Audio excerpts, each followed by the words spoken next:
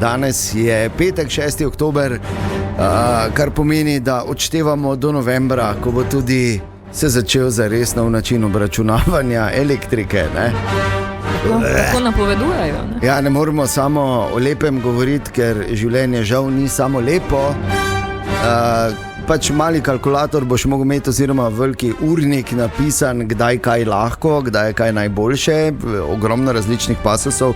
O tem bomo seveda še govorili v prihodnjih dneh, ampak jaz sem razmišljal, kaj pa lahko, ker malo se že moraš mentalno pripravljati, kaj lahko delaš, da prišparaš na elektriki.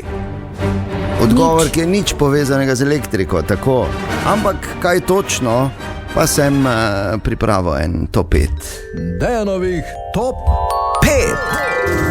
Tako, kaj lahko delamo, da prišparamo pri elektriki? Prvič, Tanja je že rekla. Nič. Tako je. Je dobro, ne? Se bomo probali držati tega. Kaj lahko delamo, da prišparamo pri elektriki? Drugič, za mizo sediš in gledaš županovo sliko.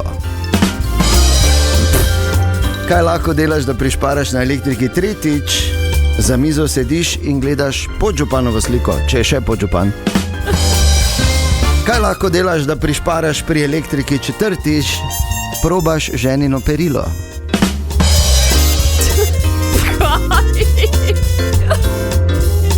Ja, glej.